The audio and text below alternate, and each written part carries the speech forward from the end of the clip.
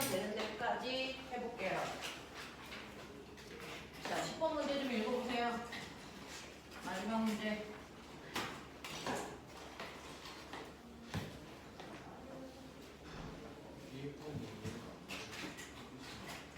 네? 어떤 이거를? 무슨 이거를 얘기해? 이거? 지금 내가 너하고 설명한 게 이거 아니야? 네. 이거는 개별적으로 이따가 하시죠.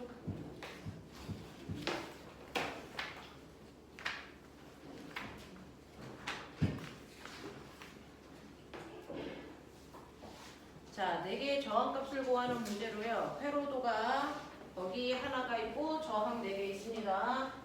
이때 여기에 해당되는 저항값의 비율을 구해라 이렇게 나왔습니다.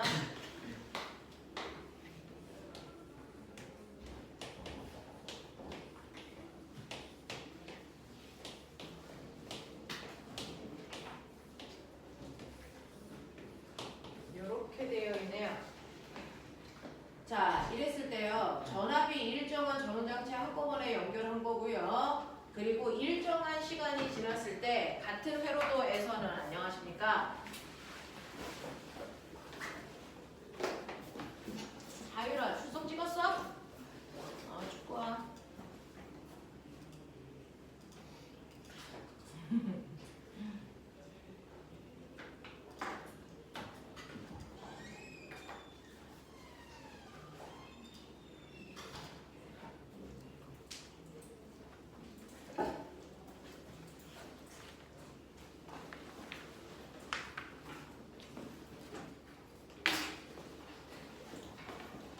하율아, 53페이지 10번. 자, 같은 시간 동안에 전류가 흐름에 따라서 사용된 전기 에너지입니다. 어차피 사용한 얘네들이 전류가 흐른 시간은 똑같아요. 그러니까 그 옆에는 A, B, C, D에 전기 에너지가 나왔지만 얘네들이 흐른 시간은 다 똑같기 때문에 여기서 전기 에너지는 전력으로 보셔도 무방해요. 같은 시간 동안에 흐른 전기 에너지니까. 그래서 얘네들은 800이고요, 600이고요, 400이고요, 200이고요. 이 비슷한 문제 앞에서도 풀었기 때문에 별로 어렵지 않게 가요. A, B, C, D. 어디를 먼저 보는 게 편할까를 생각해 보시면 돼요. 어디를 먼저 보는 게 더 편할까? 얘네들은 전력의 비가요. 몇 대 몇 대 몇이냐? 1대, 2대, 3대, 4야. 알겠어? 네, 전력의 비를 이렇게 보시면 되는데 우리는 숫자를 작게 하면 편하니까 저렇게 보고 가죠. 선생님 같으면 어디를 먼저 볼 거냐면 C하고 D를 먼저 볼 거예요. 실제로 전력이라고 하는 건 전압과 전류의 곱이거든요. 근데 CD는요. 요 CD만 보면 얘네들은 직렬 연결이에요. 그래서 뭐가 똑같냐면 전류가 똑같습니다. 됐어? 여기에 흐르는 전류가 I0라면 여기도 I0야 전류가 똑같아요.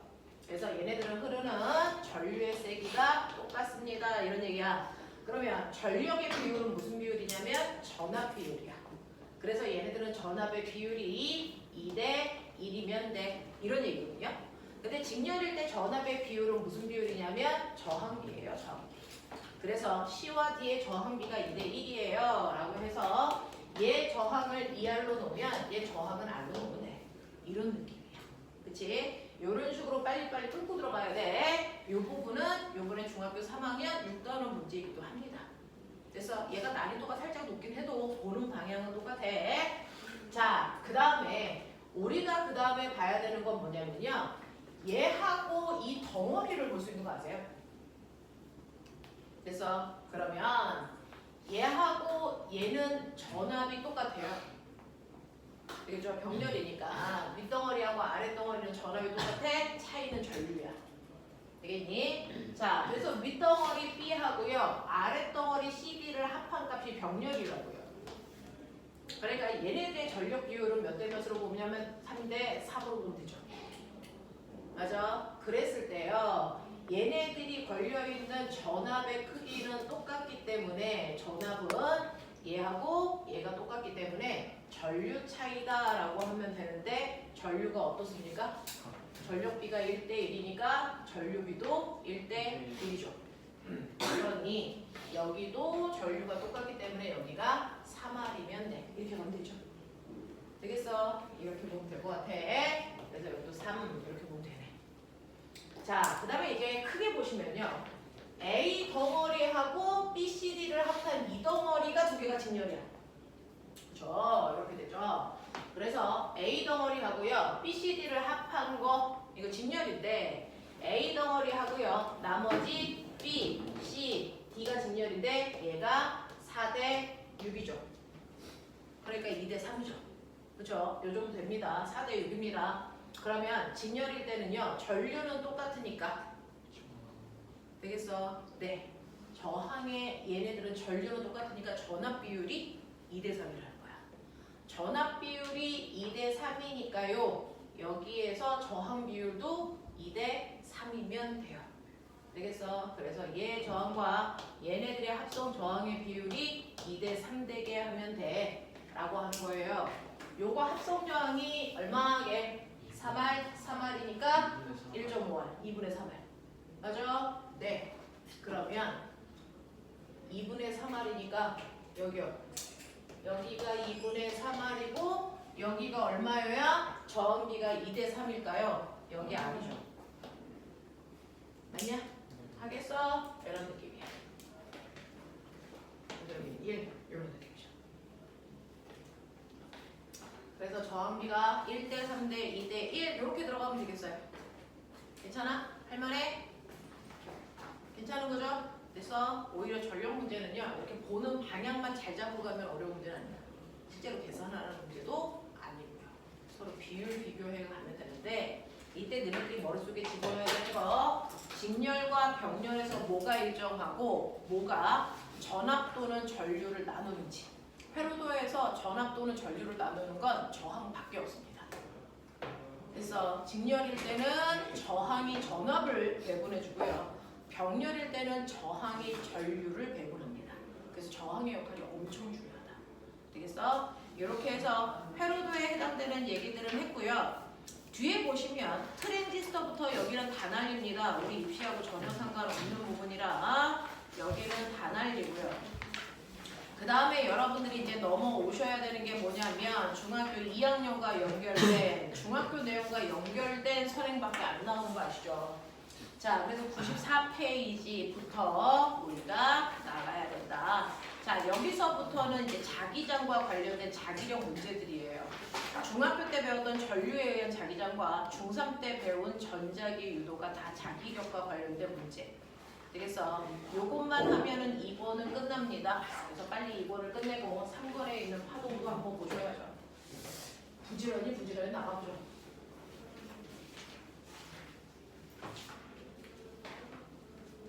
자, 그리고 선생님들한테 그 시험 기간 시간표 받으셨을 텐데요. 그 시간표 받았던 것들에 뭐 과학 동일차 수업 이렇게 써져 있는 거 있잖아. 그때는 우리 과거 기출 문제. 그래서 여러분들이 한 번도 시간이 없어서 제대로 못 풀었던 과거 기출 문제를 그 시간대에 풀 거예요. 그때 사용되는 교재는 그 수업 시간에 따로 드릴 겁니다. 자, 94페이지 보시면 오늘부터 하셔야 되는 게 전류에 의한 자기장이고 물리 1에서도 했기 때문에 그렇게 낯선 내용은 아니야. 알겠어? 자, 그래서 빠른 속도로 가죠. 물리 1에서 다 했던 얘기들이라서 복습한다 생각하고 단지 계산을 조금 더 계산 위주로 해봐 라는 거예요. 물리 1은 개념 중심이었다면 물리는 계산 중심이다 생각하시면 되죠. 자, 여러분들이 기억하셔야 되는 거 전류가 흐르면 정기적 현상 반드시 생기지만 전류가 흐르는 도선 주변에도 자석이 있는 것과 같은 자기장이 만들어져. 이런 얘기였어. 되겠어? 자, 이 자기장이라는 게 뭔데? 라고 하면 원래 자기장은 자석의 힘이 작용하는 공간을 얘기해. 됐어? 자석의 힘이 작용하는 공간, 실제로는 단위 면적당 작용하는 자석의 세기, 이 얘기하는 거거든요. 그래서 원래 자기장은 자석이 만들어. 그러면서 여러분들이 알아둬야 되는 우리 면접에서 초등학교 내용부터 중학교 내용 약간의 선행 이거 다 들어가잖아요. 그러니까 머릿속에 다 집어넣으셔야 돼요. 여러분들이 알고 있는 자석에는요, 태어날 때부터 자석인 영구 자석이 있고요. 네오디움, 막대 자석, 말굽 자석 이딴 것들 얘기하는 거예요. 자, 그런 애가 있고 전류가 흐를 때만 자석되는 애도 있죠. 그거 뭐라 합니까? 전자석이에요. 여러분들이 전류가 흘렀을 때 만드는 이 자기장의 원리를 이용해서 만들어진 게 바로 전자석이에요. 그래서 이걸로 만드는 게 전자석이고요. 자, 그래서 자석은 영구 자석과 전자석이 있지만 어차피 자석이야. 똑같아. 그래서 일반적인 영구 자석 이렇게 보면요, 한쪽은 N극 있고 한쪽은 S극 있고 이렇습니다. 되겠어? 자, 근데 N극이든 S극이든 이 자석은 같은 극끼리는 밀어내는 청력작용할 거고 반대극끼리는 당기는 인력작용할 거다 상식입니다. 자, 이러한 성질을 가지고 있는 이 자석은 부위에 따라 그 자석의 세기가 같을까 다를까? 다 달라요. 그렇죠? 어디가 가장 세 힘이 작용하냐면 양끝단입니다. 이 양끝단이 그 자석에서 가장 센 힘이 발현되고 있는 곳이야. 그래서 초등학교 때는 이 밑에 클립을 붙여봤어. 그랬을 때 양끝단에 클립을 붙이면 클립이 가장 많이 붙어. 근데 가운데 클립을 붙이려고 그러면 안 붙어. 부위마다 세기가 다 달라. 그랬을 때 자석의 세기가 제일 센 양쪽 끝단을 우리가 멋진 말로 뭐라 그러냐면 자극이라고 해요. 그리고 같은 자석이면 N극 쪽이 쓸까 S극 쪽이 쓸까? 똑같아요. 그래서 양쪽 끝단의 세기가 똑같단 말이야. 플러스 쪽의 세기를 플러스 10이라고 한다면 N극 쪽의 세기를 플러스 10이라고 한다면 S극 쪽의 끝단은 마이너스 10의 세기를 가져. 이렇게 세기는 같은데 성격이 정반대의 성격을 갖는 N극과 S극의 양끝단 또는 양성자와 전자 이런 애들. 그런 애들은 세기는 똑같고 극만 반대잖아. 이런 애들을 우리가 멋진 말로 뭐라 그러냐면 걔네들을 쌍극자의 관계를 가지고 있어. 이런 표현을 한단 말이야. 자, 이러한 자석을 잘라. 자, 자석을 자르면요, S극 쪽에 있었던 요거를 가져다 볼게요. 여기 S만 있는 거 아니라는 거 알고 계세요. 자석을 잘라도 다시 그 한 덩어리 안에 두 개의 극이 동시에 생긴다. 자석을 잘라도 한 덩어리 안에 두 개의 극이 동시에 생긴다. 언제까지? 언제까지? 하나의 원자가 남을 때까지. 그래서 그럼 원자를 핵분열시키면 NS 있어 없어? 없다는 겁니다. 그래서 하나의 원자가 남을 때까지 쪼개도 그 원자 하나 안에 NS가 생겨. 근데 이 원자를 핵분열시키면 그때부터는 아예 두 극이 없어져. 분리되는 게 아니고 없어진다고. 되겠어? 이런 느낌이야. 그러면 이제 의문이 있는 거야. 아, 자석을 잘라도 극을 분리시킬 수도 없앨 수도 없구나. 핵분열시키는 방법밖에 없구나. 그럼 꼬맹아, 자석의 극을 없앨 수 있는 방법은? 그런 생각도 해보자. 저 NS, 저 자석의 극을 없앨 수 있는 방법. 지금 전자석이 아니라서요. 그건 상쇄시키는 거지 자석 자체의 극을 없앨 수는 없는데 저 새끼를 뜨거운 곳에 넣으면 돼요. 그러면 NS 극이 없어집니다. 몇 도? 500도. 그래서 그걸 알아낸 사람이 퀴리라서 퀴리 온도 이렇게 얘기합니다. 그래서 자석은 뜨거운 온도에 들어가면 500도 이상의 온도가 되면 이 자석의 NS 극 자체가 없어져. 그럼 지구의 내부 온도는 몇 도니? 알아야지. 지구의 중심의 온도요 몇 도니? 6000도야. 태양의 표면 온도와 똑같아. 그래서 그러면은 지구도 지구 자성을 띠잖아. 그러면 지구 속에는 막대 자석이 있을까? 이게 불가능하다는 걸 퀴리 온도 때문에 알아낸 거야. 옛날 사람들은 지구 내부에 막대 자석이 있다라고 생각했어. 막대 자석이 있어. 북극에는 무슨 극? S극. 남극에 무슨 극? N극. 이렇게 있을 거라고 옛날에 생각했단 말이야. 그러니까 나침판에 N극이 맨날 지구의 북쪽을 가리킬 수 있겠지. 됐어. 근데 이게 불가능하다는 게 퀴리 온도 때문에 증명이 된 거야. 왜? 500도 이상이면은 NS극이 없어지는데 지구 내부의 온도는 무려 6000도거든. 그러니까 막대 자석이라는 건 존재할 수 없어. 그럼 지구 자기장은 왜 생겼다라고 우리는 지금 유력하게 알고 있니? 지구 자기장이 생긴 이유가 뭐야? 우리가 추정하는 가장 유력한 가설은요, 지구 속으로 갈수록 밀도가 큰 물질로 되어 있는 거 알아? 자, 그래서 지구의 껍질이 가장 밀도가 작은 어떤 물질로 되어 있어? 히라쌤하고 했었어야지. 비금속 물질. 그 중에서 뭐? 이런 개 잡놈의 새끼들이 진짜. 자, 지갑, 멘틀 여기까지는요 주로 비금속들로 되어 있는 우리가 암석권이야 이렇게 얘기하잖아. 암석으로 되어 있어 이렇게 얘기하잖아. 그 주된 비금속이 너네 외워야 돼. 산소, 규소야. 되겠어? 지 표면은 주로 산소, 규소라는 비금속 물질들이 많이 포진되어 있어. 그래서 산소, 규소가 결합되어 있는 규산형 광물이 멘틀과 지각을 이루는 대부분의 물질이야. 규산형 광물. 되겠냐? 그거를 중학교 1학년 땐 조항광물이라고 배웠어. 들어본 적 있겠지? 조항광물. 조항광물은 산소와 규소로 구성되어 있는 광물 중 가장 많은 양을 차지하고 있는 광물을 얘기해요. 뭐 이렇게 배웠거든요. 근데 실제로 이 표면에는요 산소, 규소가 차지하는 비중이 많다가 점점 안으로 들어갈수록 이게 극단적으로 줄어요. 산소, 규소가 차지하는 비중이 안으로 갈수록 줄어든다고요. 대신에 그 비중을 누가 채우냐면 안으로 갈수록 금속 성분들이 강해지는 거죠. 뭐가 제일 많게? 철과 니켈. 이렇게 되어 있어요. 그죠? 외핵이라고 하는 게 이제 핵이라는 게 철과 니켈로 되어 있는 성분으로 되어 있다. 그래서 걔네들을 묶어서 핵이라고 하는 건데, 자, 그 중에서 외핵이 무슨 상태라는 거 알고 계세요? 네, 액체 상태이면서 지구는 뭐합니까? 자전하면. 됐어? 너네 삶은 달걀과 날달걀을 구분하는 방법. 돌려보면 되죠. 자, 돌렸다가 내가 순간 손으로 딱 쳤다가 손을 띄우면 날달걀은? 날달걀은 계속 돌고요. 삶은 달걀은 멈춥니다. 그럼 날달걀이 멈추지 않고 계속 도는 이유는? 그 안에 있는 액체가 관성 때문에 계속 돌고 있거든요. 내가 껍질을 손으로 눌러서 세웠지만 그 안에 있는 액체는요 별도로 구성되어 있기 때문에 계속 회전하고 있어요. 그러니까 손을 놓으면 껍질이 같이 돌게 되는 거야. 되겠어? 그래서 날달걀과 삶은 달걀을 구분하는 방법이 그 안에 있는 액체의 관성을 이용하는 거거든요.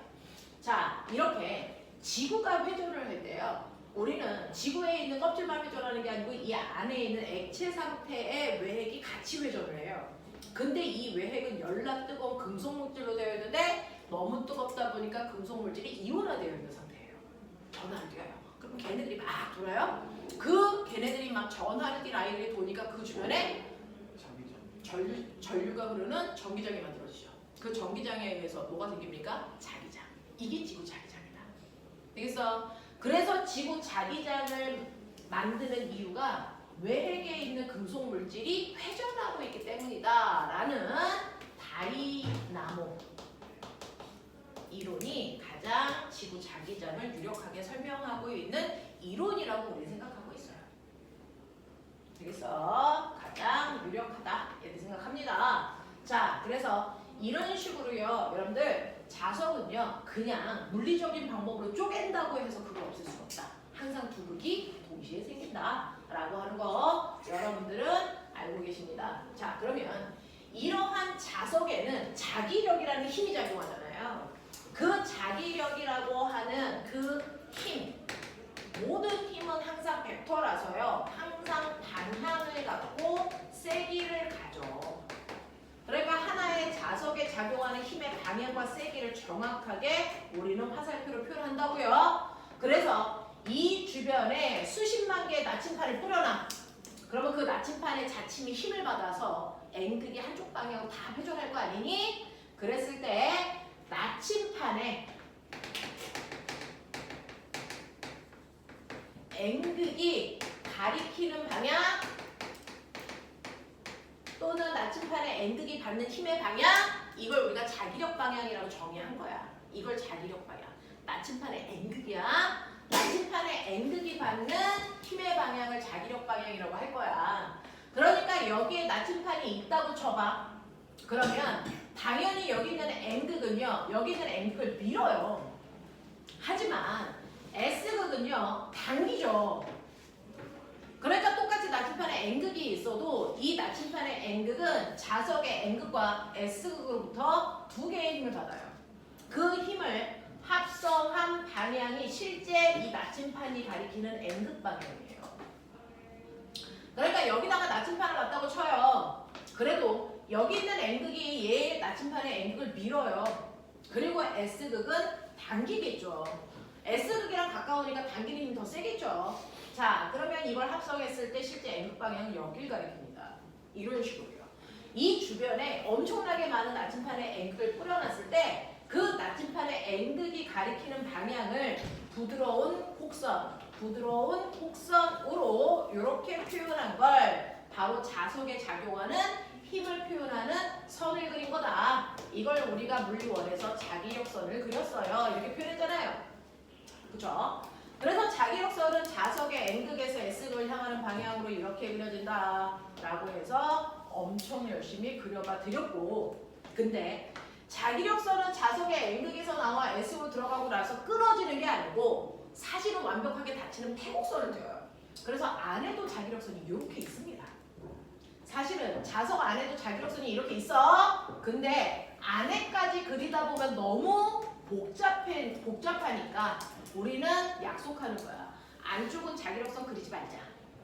됐어? 네. 그래서 안쪽은 안 그리는 것 뿐이지 안쪽에도 자기력은 작용합니다. 근데 바깥쪽과 안쪽의 자기력의 방향 보이세요? 바깥쪽은 N극에서 S극을 향하는 이 방향으로 자기력이 작용한다면 안쪽은요 거꾸로 이렇게 작용하잖아요. 안쪽과 바깥쪽의 자기력 방향이 정반대 방향을 형성해요. 그래서 우리는 자기력 방향을 얘기할 때는 늘 바깥쪽만 얘기한다. 습관적으로. 그래서 자석의 N극에서 나와서 S극을 향하는 방향이야? 이거 바깥쪽 자기장 방향이야. 되겠어? 안쪽 자기장 방향은 거꾸로입니다. 근데 습관적으로 말도 안 하고 그리지도 않는 것 뿐이야. 되겠지? 자, 이렇게 해서 자기력선을 그렸을 때요. 선과 선 사이의 이 간격이 그래서 부위마다 똑같지 않아요. 어느 부위는 간격이 좁이라고 어느 부위는 간격이 넓어. 간격이 다 달라. 되겠냐? 자, 이랬을 때 이 자기력선의 간격이 바로 자기장의 세기를 표현한다. 이랬어요. 이 간격이 좁은 곳일수록 센 힘을 나타낸다. 자기력선의 간격이 넓은 곳일수록 됐어? 넓은 곳일수록 약한 힘을 나타낸다. 이런 얘기야. 전기력선도 자기력선도 똑같습니다. 간격이 넓은 쪽이 약한 힘, 간격이 좁은 쪽이 센 힘을 표현하게끔 되어 있어. 그러니 자석 중에서도요. 이런 식으로 크기가 똑같아도 자석마다 세기가 다를 수 있거든요. 그래서 우리는 자석의 세기를 나타낼 때 선의 간격이 좁을수록 센 힘을 나타내니까 선을 촘촘하게 많이 그릴 아이가 훨씬 더 센 자석이야 라고 하는 거죠. 그래서 자석의 세기를 표현할 때 이렇게 선을 표현합니다. 그 선의 개수가 많은 쪽이 센 자석이라고 합니다. 됐어? 그래서 우리는 자석의 실제 세기를 표현하는 걸 파이로 쓰고 얘를 한국말로 자기 선속이라고 얘기해. 이게 자석의 실제 세기야. 되겠어? 그래서 첫 번째 A라는 자석은요. 자석의 세기를 표현하는 자기 선속 다발이 3개 있어. 그래서 A라고 하는 애는 3웨버야. 대신에 B라고 하는 애는 6웨버야. 이렇게 표현합니다. 이게 자석의 실제 세기를 표현하는 거야. 원에서 했기 때문에 좀 빠르게 하고 있어. 자, 이 자석의 세기를요. 그래서 이 자석의 실제 세기를 나타내는 건 자기 선속이고 그래서 3웨버, 6웨버 이렇게 표현하는 거야. 이게 자석의 실제 세기. 자, 그 자석의 세기를 단위 면적으로 나눠요. 됐어? 자, 자석의 실제 세기를요. 면적으로 나눕니다. 자, 얘는 1제곱미터 안에 3웨버가 작용하는 거야. 얘도 1제곱미터 안에 3웨버가 작용해 라고 하는 단위 면적당 작용하는 자석의 세기를 그 유명한 우리가 배우는 이걸 우리는 자기장이라고 부르는 거야. 그래서 자기장은 단위 면적당 작용하는 자석의 힘의 세기다. 그래서 이거 계산하면 3웨버/제곱미터라고 써도 되는데 단위 중복해서 쓰는 거 귀찮아. 그래서 우리는 이걸 3테슬라 이렇게 쓰더라. 그래서 자기장의 실제 단위를 우리가 테슬라로 쓰죠. 이거 빼줄게.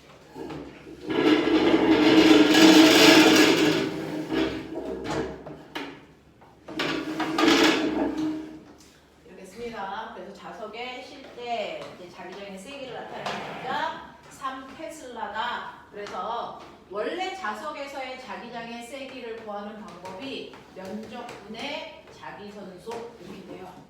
됐죠? 그래서 자석의 실제 세기 알고 싶어요. 그럼 파이는 BA 자기장의 세기에다 면적 곱하면 자석의 실제 세기가 나오더라. 이런 얘기야. 됐어? 그래서 우리는 원래는 자석이 자기장을 만들어야 돼. 그럼 그 자석이 만든 자기장의 세기는 저렇게 구하는 거구나. 그러면 전류가 흐르는 도선 주변에도 자기장이 생겨. 그 세기는 어떻게 구해? 그거의 방향은 어때? 이거 중학교 2학년 때부터 했던 거야. 되겠어? 그래서 오늘 여러분들 이건 주변적인 상식을 얘기하는 거고요.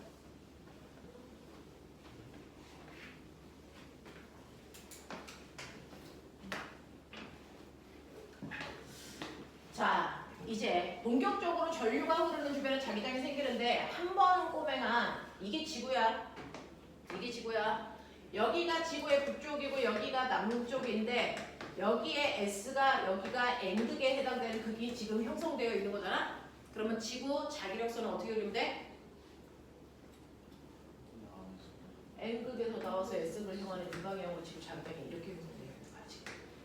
알겠어? 이렇게 되어 있는 거야. 자, 어떤 행성에 생명체가 살기 위한 조건.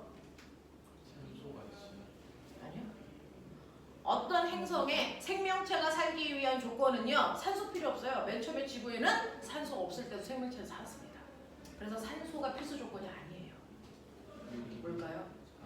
반드시 액체 상태의 물이 존재해야 합니다. 지구의 최초의 생명체가 등장한 곳도 물속입니다. 그래서 가장 필수 조건은 액체 상태의 물이 반드시 있어야 생명체가 태어날 가능성이 농후해지는 겁니다. 그래서 우리는 선생님도 천체 물리학과 나왔는데 졸려면 살짝 서 외계에 생명체가 있는 행성들을 탐사하고 싶잖아. 그리고 우리는 이제 지구에 수명이 다 돼가는 거 알잖아요. 아무리 우리가 지구를 깨끗하게 써도 이 지구로 수명이 다 되어 있으니까 빨리 외계로 나가셔야 돼요. 우주로 나가셔야 되는데 해외로 나갈 수는 없잖아요. 외계로 나가셔야 되는데 그때 우리가 살 수 있는 조건을 갖추고 있는 행성을 찾아야 되는 거예요. 그걸 이제 우주과학자들이 하고 있습니다. 그래서 생명체가 살 수 있는 조건을 골디락스 존, 생명 가능 지대 뭐 이런 얘기 하고 있는 거야. 그랬을 때 가장 우선시 되는 게 태양으로부터 일정한 거리만큼 떨어져 있어야 물이 있을 수 있잖아. 그 거리보다 앞에 있으면 수증기. 그래서 뒤에 있으면 얼음이 존재한단 말이야. 되겠냐? 근데 지구가 딱 그 골디락스 존 구역에 지구가 있는 거거든요. 그래서 우리가 살 수 있는 거예요. 이것처럼 행성을 찾을 때 액체 상태의 물이 존재하는 곳을 찾는 게 첫 번째. 두 번째가 바로 자기장이 형성되어 있어야 돼. 왜? 모든 별에서는요. 매 순간 핵폭탄이 터지고 있죠.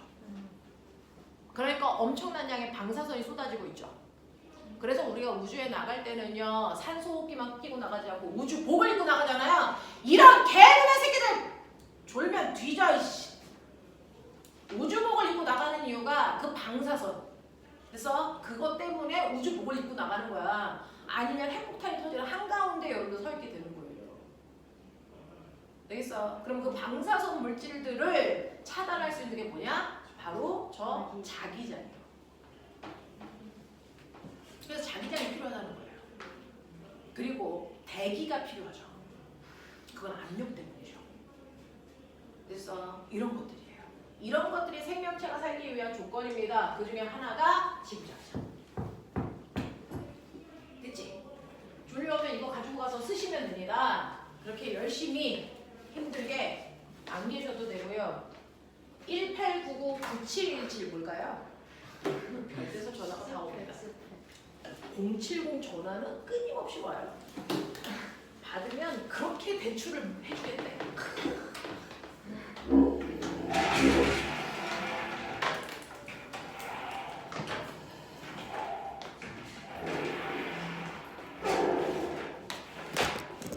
가시면 돼요. 네, 그냥 끄세요. 아이, 네.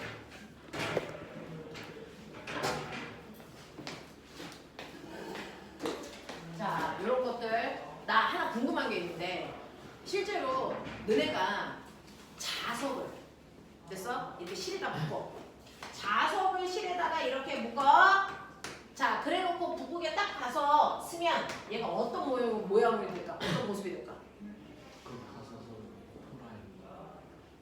돌아요? 안 돌아요. 어떻게 되는지 아세요? 여기 가서 쓰면 얘 자석이 이렇게 서요. 여기가 진짜예요. 진짜예요. 실제로 나침판에 자침이 어떻게 들어가 있는지 보실래요? 그거 땅바닥에 딱 붙어 있지 않고요. 중간에 이렇게 떠 있습니다. 왜요? 실제로 지구 자기장이면 얘를 수평 방향으로 작용하는 힘과 그래서 수평으로 당기는 힘과 수직으로 당기는 힘 두 개가 됩니다.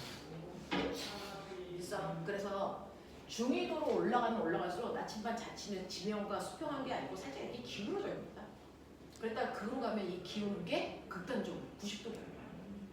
알겠어? 이렇게 되는 거예요. 이렇게 돼요.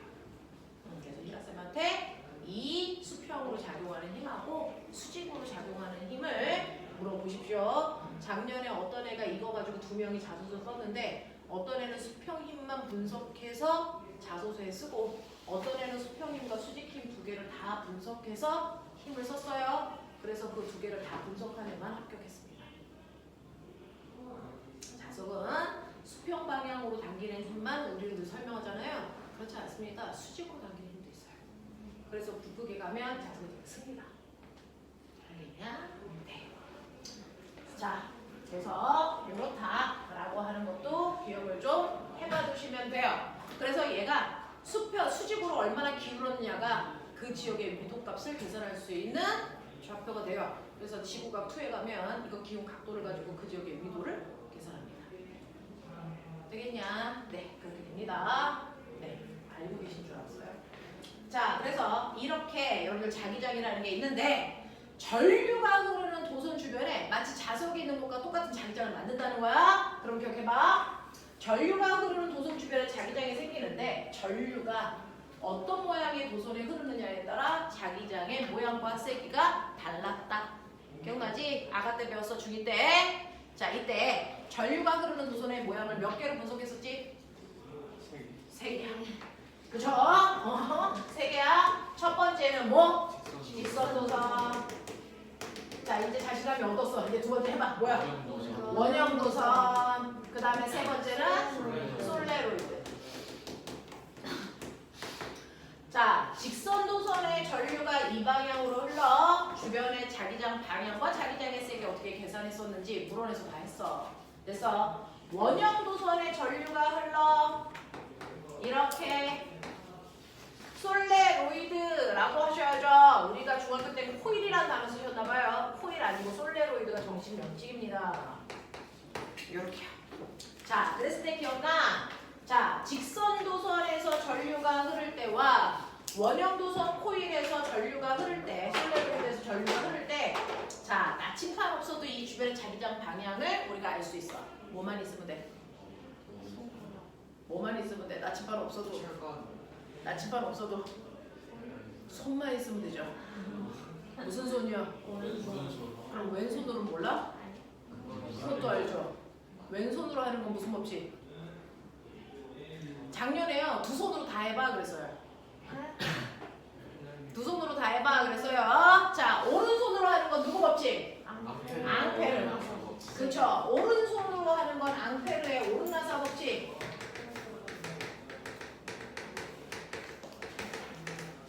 왼손으로 하는 건? 네, 플레밍의 왼손 법칙.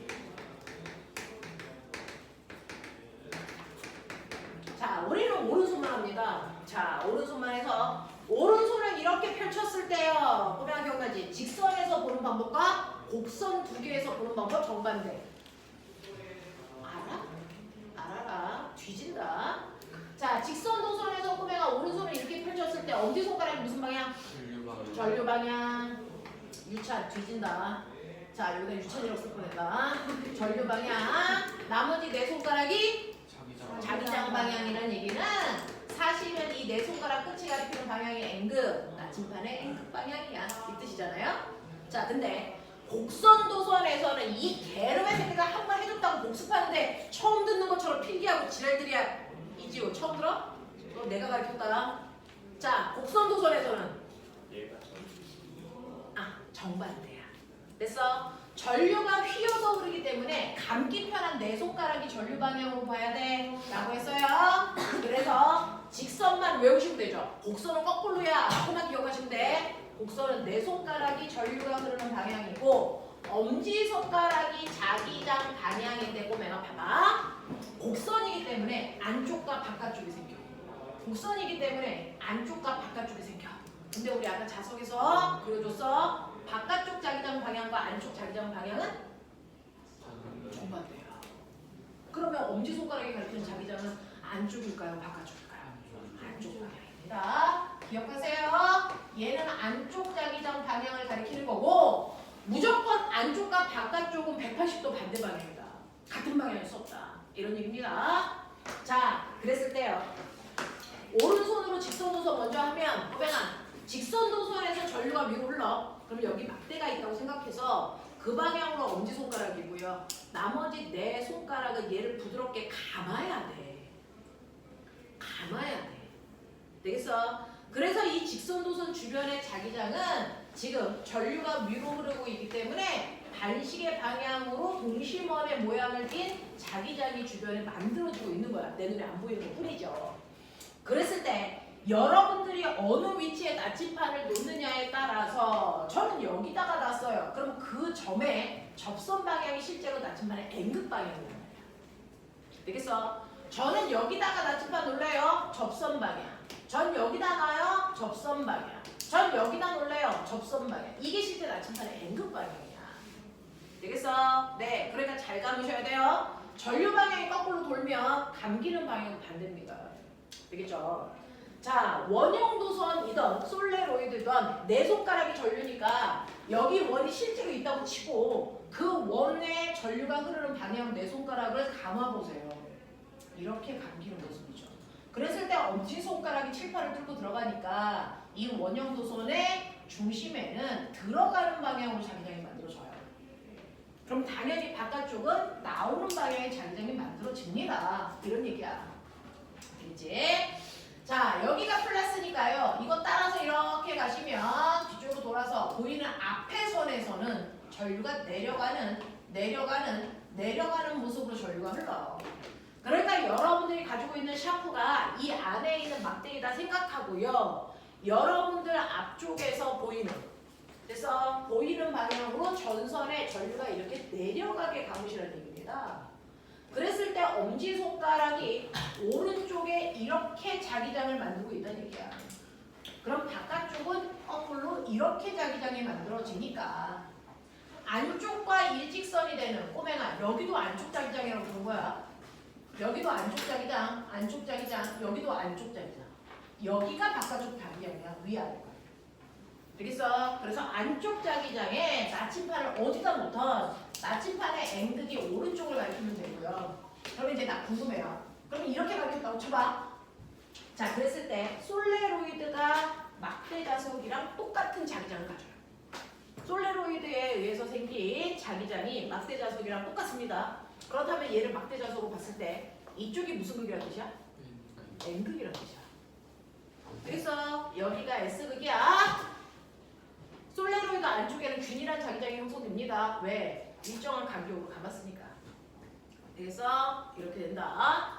자, 그래서 오른손으로 판단하는 방법이 익숙해질 수 있게끔 하시면 되고 왼손은요 어떻게 하는 거냐? 왼손 해봐. 이렇게 하죠. 학교에서 왼손도 배워줬나? 작년에 물어봤어요.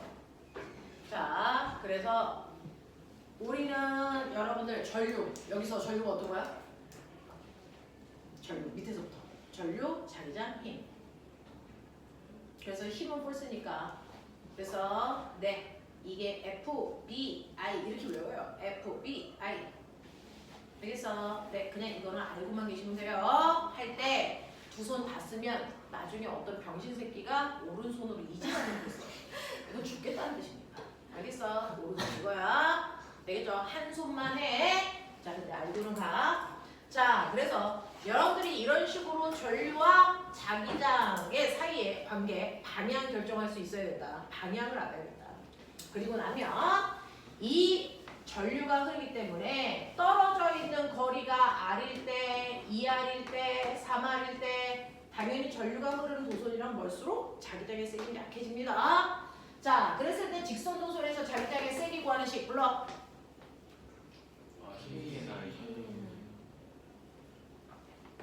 뭐예요? R분의 K.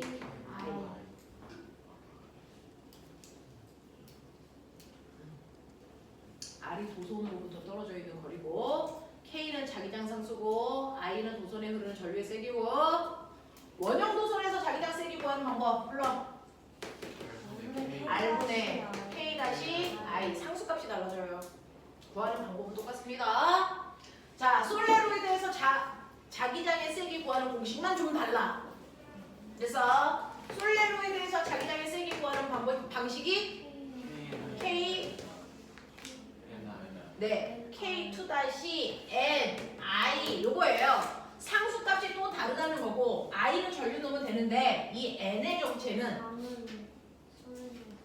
이 막대에 솔레로이드 몇 번 감았어? 이 얘긴데 선생님 저는요 3번 감았는데 20cm 막대기에 3번 감았어요. 저는 10cm 막대기에 3번 감았어요.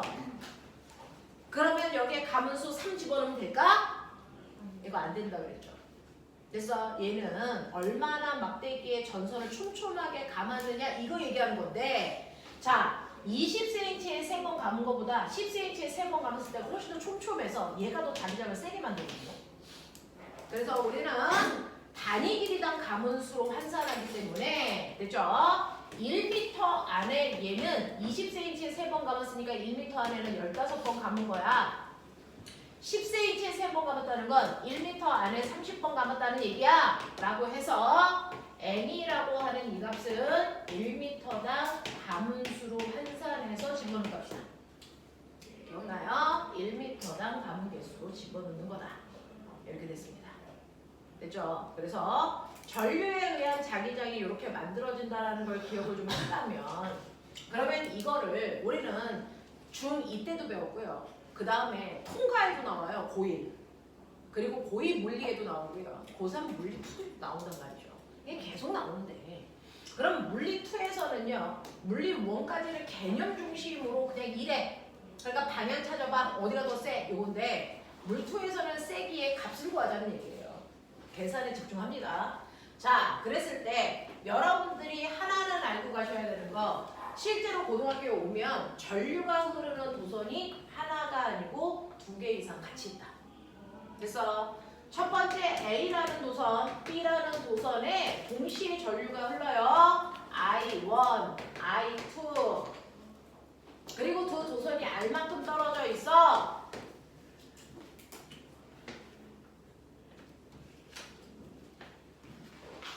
그러면 A라는 도선도 이 주변에 자기장을 만들고요. B라는 도선도 이 주변에 자기장을 만드니까 두 도선이 만든 A가 만든 자기장의 세기와 B가 만든 자기장의 세기를 합성해야 그 위치에 작용하는 실제 자기장을 구할 수 있다.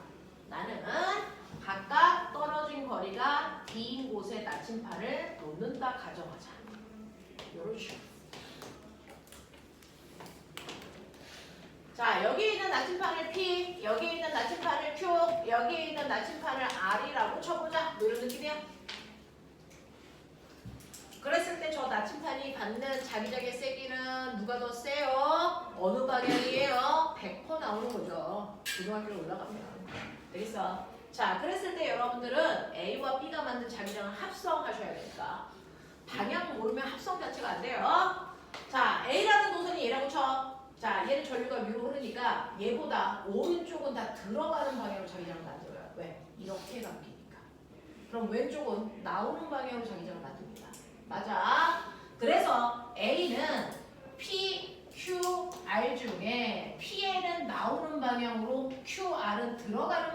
자기장 만들어요. 방향 계산할 때 뿔만 쓰시면 되겠죠. B도요. 똑같이 위로 올라가는 방향 전류가 흐니까 B보다 오른쪽에 있는 R만 들어가는 방향. PQ는 나오는 방향으로 자기장을 만들 겁니다.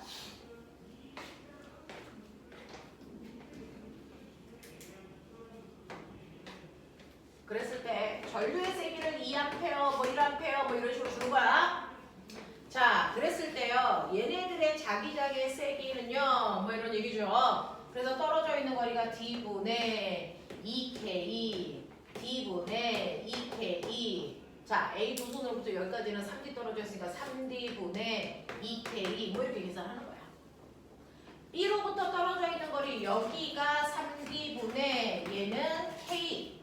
전류가 1입니다. 자, D분의 K, D분의 K 이렇게 해요. 그렇게 했을 때 방향이 같은 애들끼리는요. 합성하면 그 방향으로 3으로 통분할게요. 3D분의 7K의 자기장이 만들어지네요. 이런 식이야. 자, 통분하시는데 이 방향이 반대잖아요. 그럼 더 센 방향으로 가고요. 방향이 반대니까 빼셔야 합성 자기장 구할 수 있어요.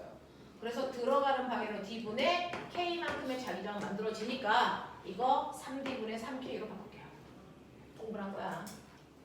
이거요. 같은 방향이니까 더 할 거고요. 들어가는 방향으로 자기장 만들 건데 더 하셔야 되니까 3으로 통분하시면 얘 3D분의 5K만큼의 자기장이 만들어져요.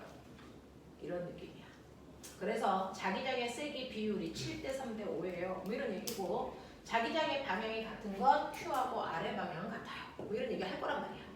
그쵸? 이런 거 돼야 돼. 자, 그래놓고 내가 궁금한 거 그러면 이 중 어딘가에 자기장의 세기가 0인 것도 존재하겠다. 이 중 어딜까요?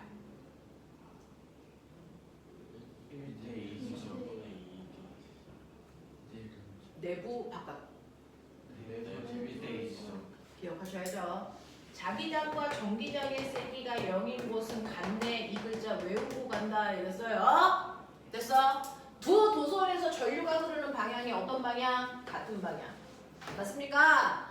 같은 방향일 때는 두 도선의 내부의 자기장의 세기가 0인 곳이 100% 존재합니다. 됐어? 의심할 여지가 없어요. 그러니까 여기 어딘가에 자기장의 세기가 0인 곳이 존재할 거다라는 얘기입니다. 그러면 자기장의 세기가 0이 되는 그곳을 우리가 여기 됐어? X라고 치자.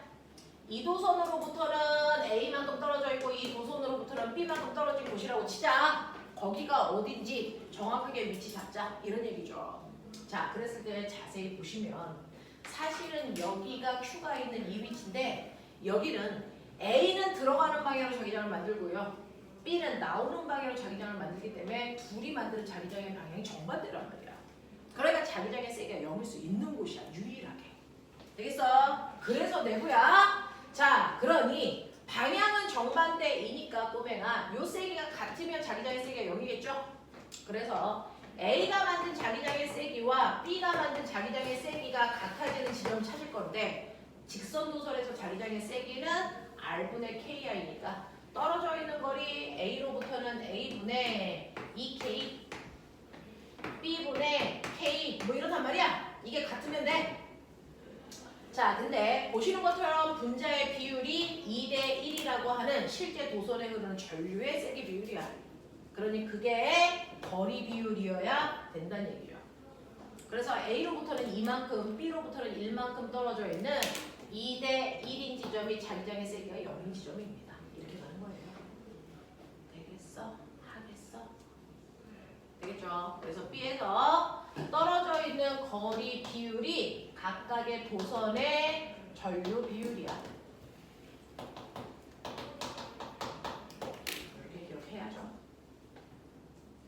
만약에 한 놈이 전류가 아래쪽으로 흐른다고 쳐. 두 개가 전류가 반대 방향으로 흘러. 그럼 외부의 자기장의 세기가 0인 곳이 있어.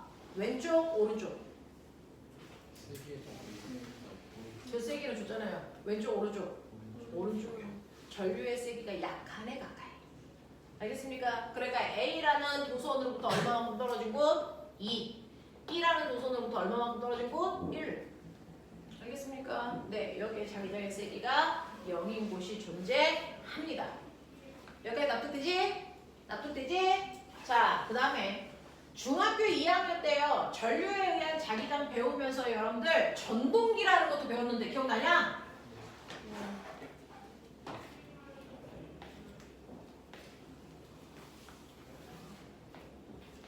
전동기라는 것도 배웠는데 전동기는요. 거기에 있는 전류가 흐르는 도선이 회전하잖아요. 도선을 회전시키는 힘은 어디서 온 거야?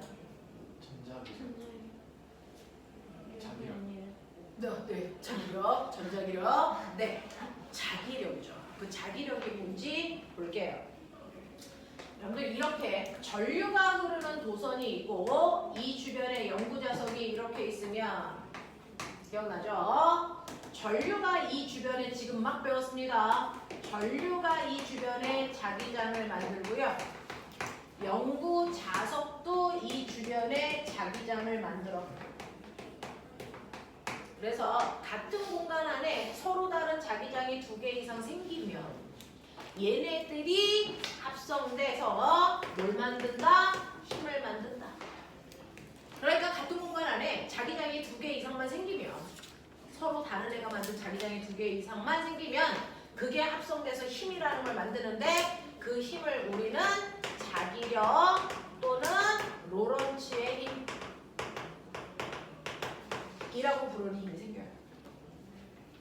이때 이 자기력도 오른손을 펼쳤을 때 기억나죠? 엄지손가락이 전류, 내 손가락이 자기장. 그랬을 때 손바닥이 보는 방향이 흰 방향의 자기력을 만든다.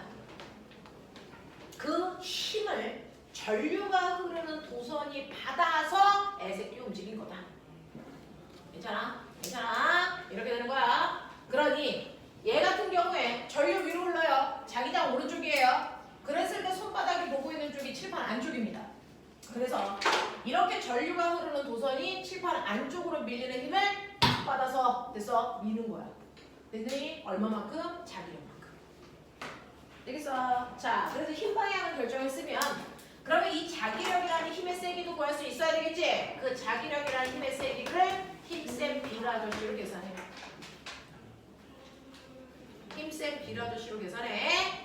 이때 자석이 만든 이 도선이 있는 곳에 자기장의 세기가 5테슬라라고 치자. 좋았어. 그리고 이 도선에 흐르는 전류의 세기가 2A라고 치자. 그리고 자기장이 있는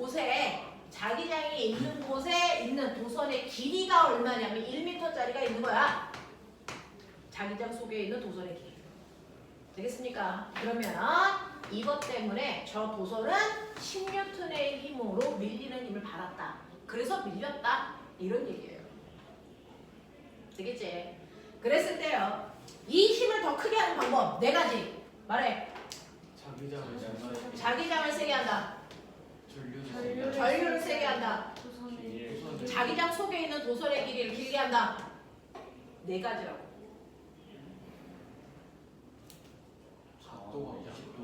그쵸. 자기장과 전류의 각도가 90도일 때 최대 힘을 받는다. 되겠어? 근데 전류가 흐르는 도선이 이렇게 삐딱해서 이 각도가 90도가 아니고 세타면 되겠어? 네. 이 각도가 세타면요. 이때 이 도선의 길이는요. 수평 방향과 수직 방향을 잘랐을 때 요만큼의 도선의 길이만큼의 힘을 만드는 거거든요. 되겠어? 그래서 사인 세타 값으로 환산한 값을 넣어야 된다. 90도일 때 최대의 힘이 생기는 거다. 각도가 줄면 힘의 세기도 약해지는 거다. 그래서 중학교 2학년 때요. 우리는 이 자기력을 이용해서 움직이는 도구를 전동기라고 했어요. 그 전동기를 중학교 2학년 때 이 파리채 모양의 도선을 넣는 걸로 실험해 드렸습니다. 기억나? 그래서 여기가 플러스 여기가 마이너스면 전류가 요 따위로 흘러. A, B, C, D. 이때 A, B 도선이 받는 힘의 방향 빨리 봐. A, B 도선이 받는 힘의 방향 손 해봐. 이거 해봐. 손 방향 그렇지.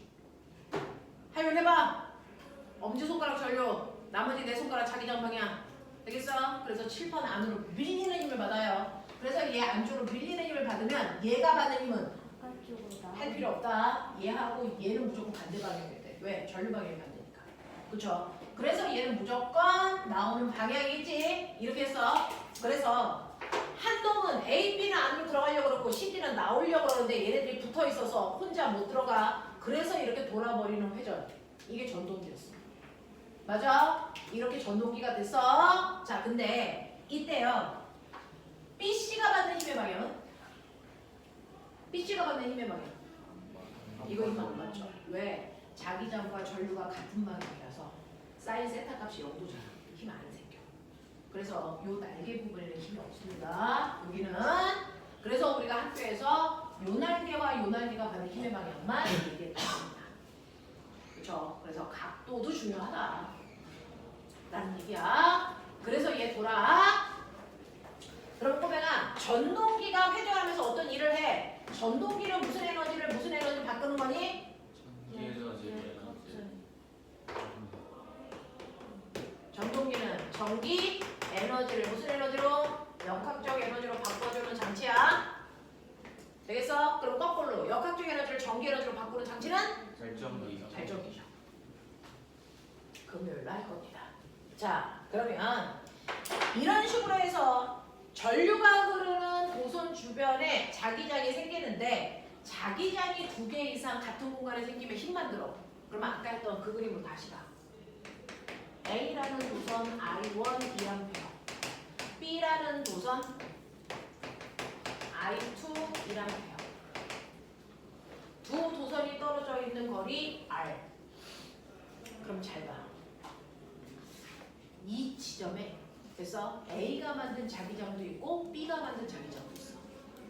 그럼 이 경우에도 또 다른 자기장이 2개가 생기잖아. 그럼 그 둘이 합성해서 뭘 만들어? 힘을 만든다는 얘기야. 합성된 자기장뿐만 아니라 힘도 만들죠. 그럼 그 힘에 그래서 그 힘을 누가 받냐면 전류가 흐르는 도선이 받는다 그랬으니까 A가 받던 B가 받던 또는 둘 다 받던 받을 거잖아.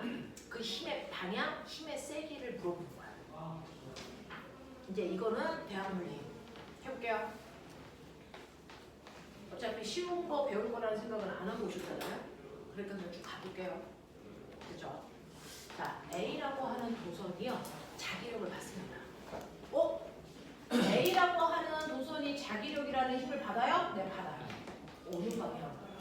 얼마나 세게요? 이겁니다. 자기력을 구하는 식은 심쌤 B라 아저씨라서 그래서 자기장이 만든 방향, 자기장 방향과 전류 방향과 도선의 길이 알아야 돼. 자, 이때 전류가 이렇게 흘러. 그럼 얘가 받는 자기장 방향은? 얘는 자기장을 누가 만들어줬을까? 연구자서 없잖아. 옆에 있는 B라는 도선이 여기 자기장을 만들어준 거야. 됐어? 그러면 B라는 도선을 A가 있는 쪽에 무슨 방향으로 자기장을 만들까? 네. 이렇게 되니까 나오는 방향으로 자기장을 만들어줘요. 맞아? B라는 도선이 A가 있는 쪽엔 사실은 나오는 방향으로 자기장을 B라는 도선이 만들고 있어. 거기에 A라는 도선가 있는 거야. 그러면 A라는 도선이 받는 힘의 방향은 전류 위쪽, 자기장은 나오는 방향. 그래서 A라는 도선은 오른쪽 방향으로 당기는 자기력을 받습니다. 이해해? 그런가 하면 B라는 도선도 같은 이유에서 자기력을 많은 힘을 받아요. B라는 도선의 자기장은 A라는 도선의 전류가 만들어주는 거야. 그러면 A라는 도선의 전류가 그러면 B가 있는 쪽에는 들어가는 방향으로 자기장을 A가 만들어준단 말이야. 그럼 B라는 도선의 입장에서 전류 위로 흘러. 자기장은 들어가는 방향이야. 그러니까 손바닥이 왼쪽을 가리키죠. 얘는 왼쪽으로 당겨지는 힘을 받습니다.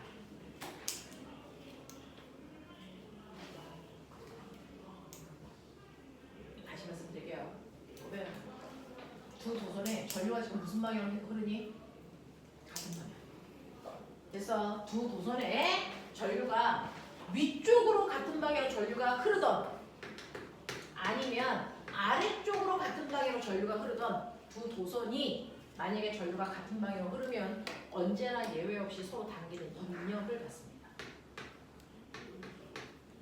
되겠냐? 자, 두 도선에서 전류가 흐르는 방향이 정반대면? 근데 얘네들은 서로 밀리는 방향에 청력이 적용하는 방향으로 자기력 받습니다. 되겠어? 외워. 도선에 전류가 같은 방향으로 흐르면 단기는 입력받는다. 그래서 얘는 굳이 안 해봤어도 단기는 입력받겠구나. 그러면 이 중에서 A라는 도선이 받는 힘이 셀까? B라는 도선이 받는 힘이 셀까? 같죠. 왜? 사실은 이 힘은요. A가 B를 당기는 힘, B가 A를 당기는 힘, 작용 반작용의 힘이었거든요. 그래서 A 도선이 받는 힘의 크기나 B 도선이 받는 힘의 크기나 이 두 개의 힘의 크기는 똑같은데 그 힘을 내가 이제 구해볼 수 있어야 되잖아. A 도선이 받던 B 도선이 받던 그 자기력을 구하는 식은 힘센 B라저씨인데 이때 자기장을 누가 만들어준 거냐면 B 도선이 만들어준 거야. 그러면 B 도선으로부터 떨어져 있는 거리가 얼마냐면 R분의 KI야. 그래서 B가 만들어준 자기장의 세기가 R분의 KI로 들어가면 돼. B 대신에. 그리고 A 도선의 전류 그리고 도선의 길이 이렇게 곱하면 이게 바로 A 도선이 받는 자기력의 세기야.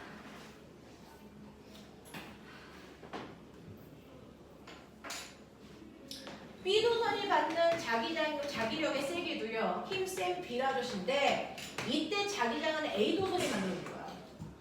그렇죠? A 도선이 만들어준 자기장의 세기도 R분의 KI1이야.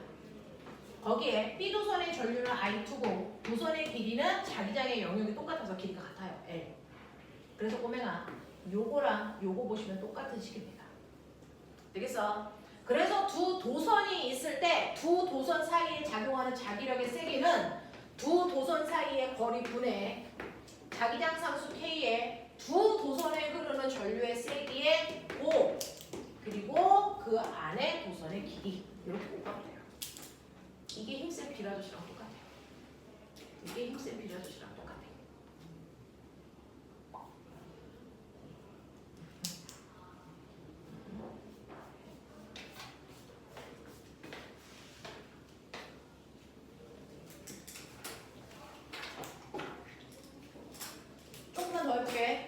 조금만 더 해볼게. 이 정도는 이제 이해했어.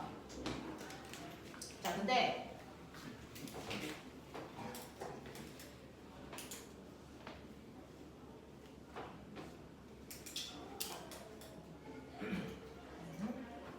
자기장이 이렇게 형성되어 있는 곳입니다. 이곳에 자기장의 세기는 P야.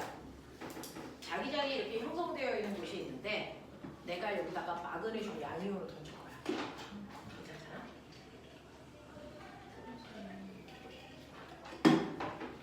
마그네슘 양이온처럼 전하를 띠고 있는 입자를 여기다 던진다고. 얘 전하량은 플러스 Q고요. 질량은 N이고요. 얘를 V의 속도로 이 방향으로 던질 거예요. 중력은 무시합니다. 자기장은 지금 칠판 쪽으로 들어가는 방향으로 자기장이 형성되어 있고요. 그래서 그 자기장의 세기는 P라고 해보고 그리고 전하를 지금 이 방향으로 던져. 얘 어느 방향으로 자기로 받다? 라고 하면 플러스 전하가 가는 방향이 곧 전류 방향이야. 알아? 네가 만약에 마이너스 전하를 던졌으면 마이너스 전하가 가는 방향과 반대 방향이 전류 방향이야. 그죠? 나는 플러스를 던졌으니까 얘가 가는 방향으로 전류 흐른다 생각하면 되니까 엄지손가락 그 방향이야. 그리고 자기장은 칠판 뚫고 들어가는 방향이니까 칠판 쪽으로 이렇게 하시면 얘가 받는 힘의 방향은 이 방향으로 자기력이라는 힘을 받아.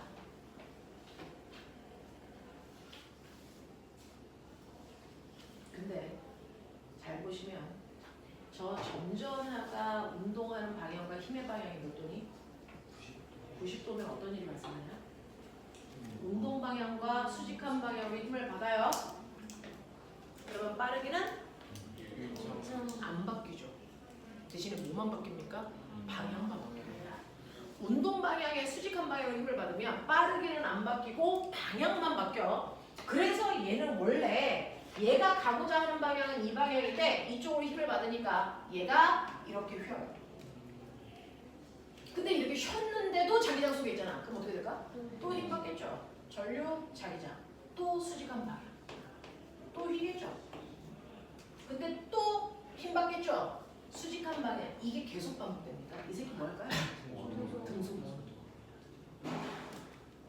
이렇게 점전화를요. 자기장 안에다가 던져버리면 걔는 끊임없이 운동 방향과 수직한 방향으로 자기력이라는 힘을 받기 때문에 얘가 됐어. 이 힘을 구심력 방향으로 한 등속 원운동은 이렇게 합니다. 이렇게 뭐라고 해요? 등속 원운동.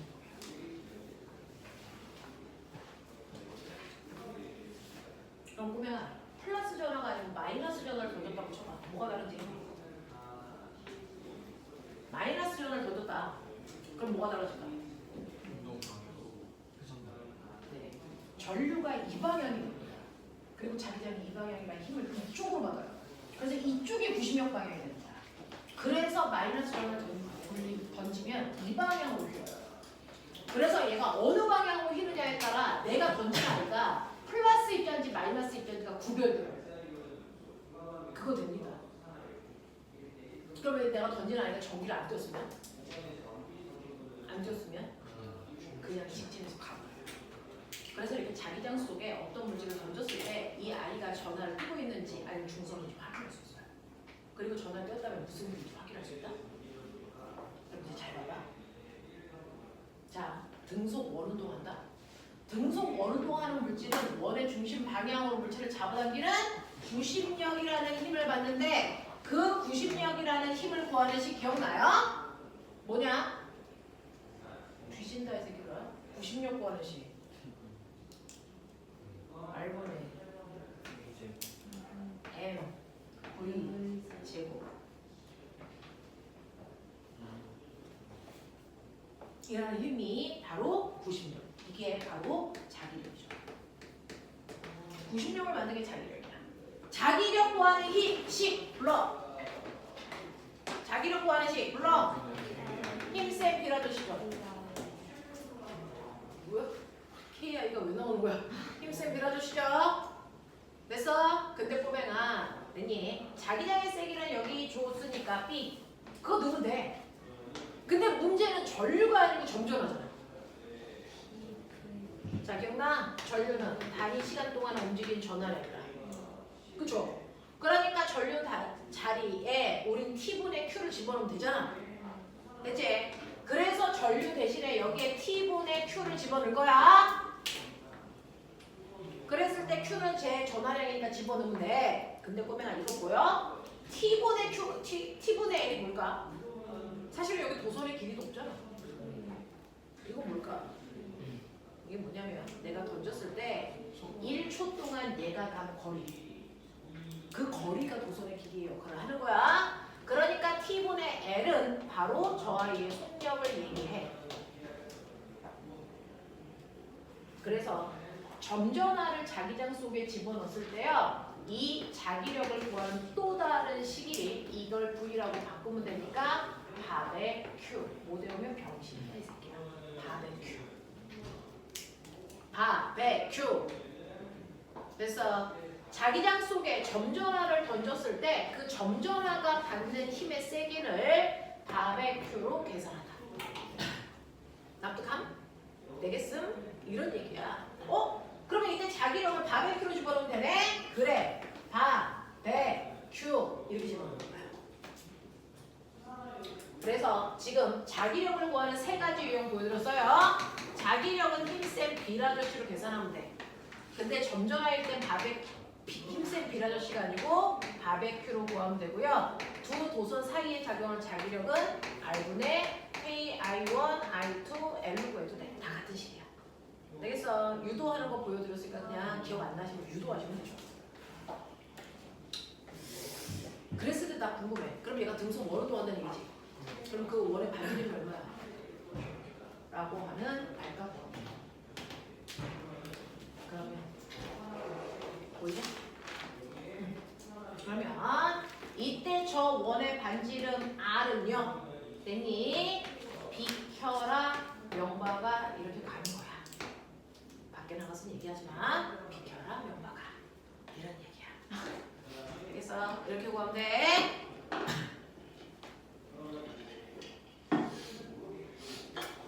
자, 근데 너네 알아?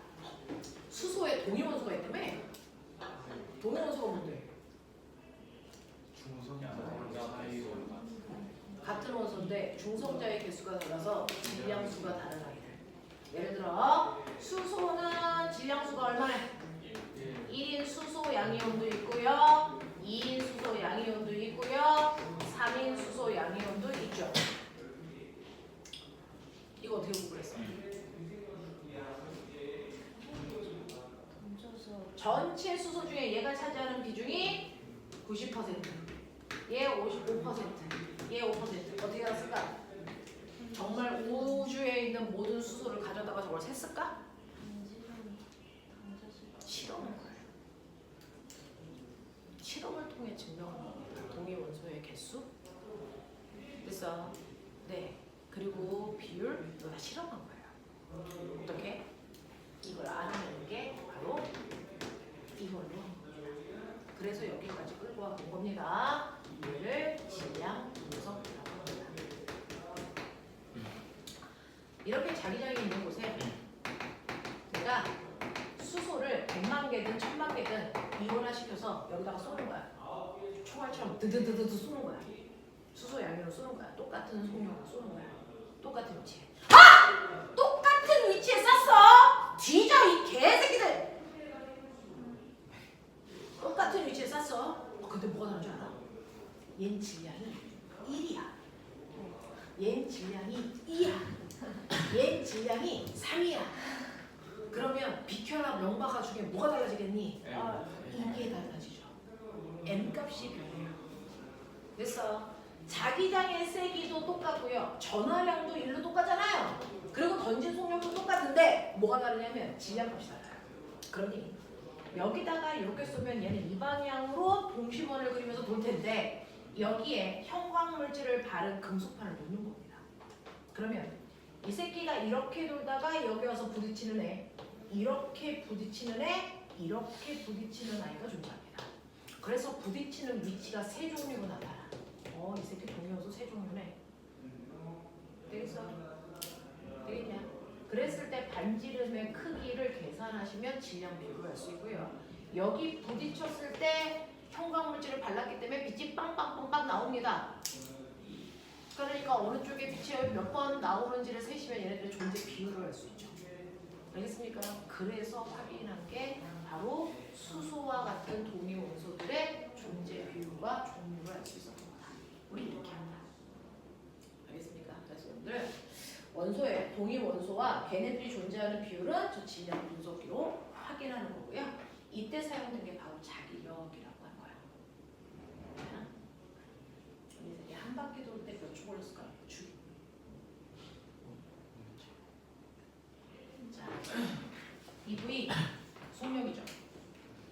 그래서 속력은 시간분의 거리죠.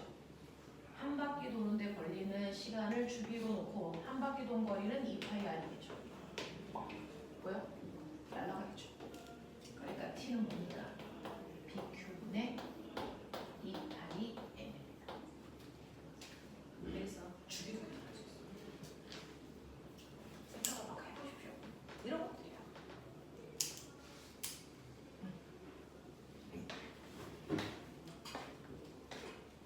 교과서 개편되기 전에 물리 1, 2에서 되게 유명했던 문제인데 교과서 개편되면서 그런 내용이 되게 가벼워졌거든요. 사라진 내용들입니다. 지금 대학 가서 배우십니다.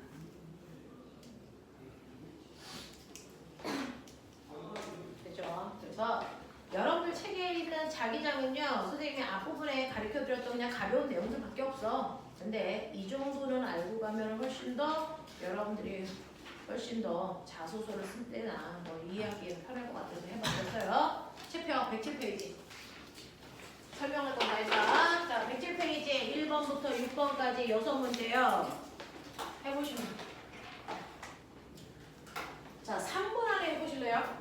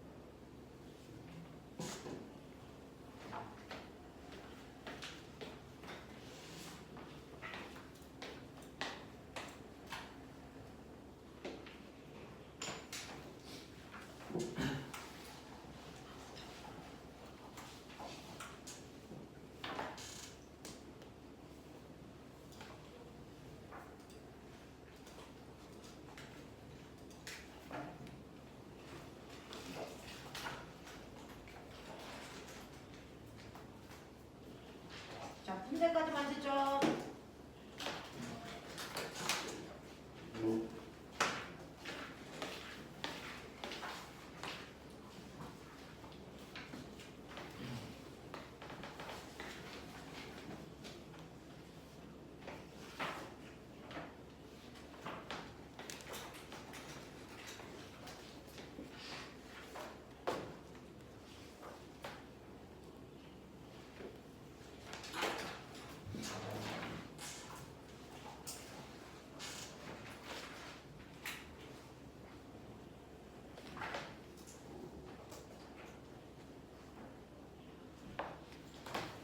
하셨습니까? 질문.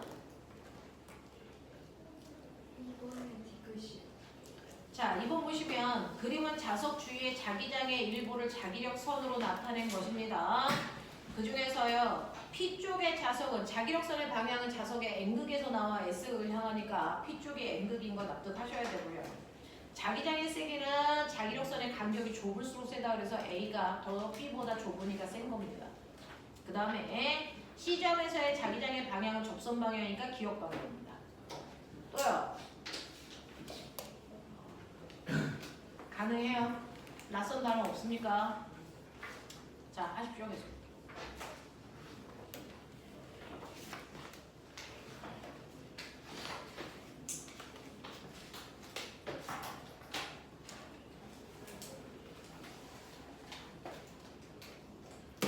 식사하고 오시면 되겠습니다. 네, 숙제는 일단은 카톡에 보내드렸어요. 개념 문제니까. 카톡으로 보내드렸어요. 네, 카톡이 아니고 이따가 보내드릴 거예요.